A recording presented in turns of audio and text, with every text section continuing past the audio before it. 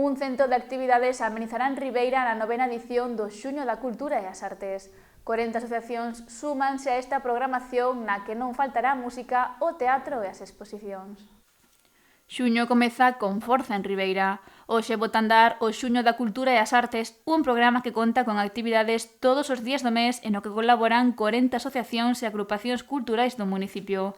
Esta iniciativa, que vai xa pola súa novena edición, naceu con 3 obxectivos que se seguen a cumprir. O primeiro, que é poñer en valor o traballo cultural do tecido asociativo do municipio.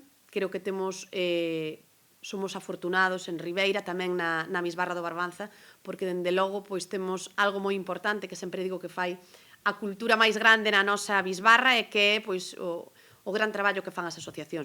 O segundo é mostrar a cultura na rúa a través de todas as disciplinas artísticas e culturais. Podedes ver que o programa está repleto de actividades do máis diversas. E, por suposto, tamén algo que sempre é moi importante no mes de xuño, que é realizar polo menos un acto cada día do mes. Ribeira volverá a vivir 30 días de grande intensidade nos que a música, o teatro, a literatura, o folclore, o baile, a festa ou a exaltación das raíces irán da man. Todas as actividades son gratuitas, agachas que contan cun carácter solidario.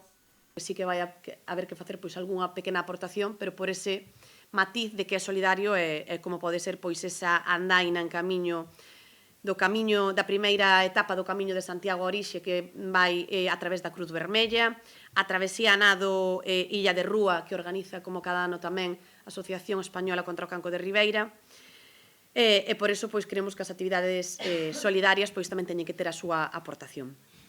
Neste mes asociativo, do tecido asociativo, por excelencia, vamos a dar cabida e protagonismo a un cento de actividades, que creo que son moitas actividades, a cargo de 40 asociacións. Actividades que se iniciaron esta tarde coa inauguración da exposición Meus Tempos, da artista Novais no Centro Cultural Lustres Rivas. Mañán será a entrega de premios da novena edición do concurso de novela curta. Como sabedes, tamén é algo moi importante no Concello de Ribeira, e creo que mañán, a 1 da tarde, se non me equivoco, vai a ter lugar esa apertura do nome da persoa que ganou esta novena edición do concurso de novela curta. Teremos tamén mañán os obradoiros infantís da Cruz Vermella, a clausura da Escola de Gimnasia Rítmica e a mostra infantil de teatro que mañán vai a estar a cargo do CEIPO de Artes. O sábado tamén estará presente o deporte coa celebración da Copa Salvorá.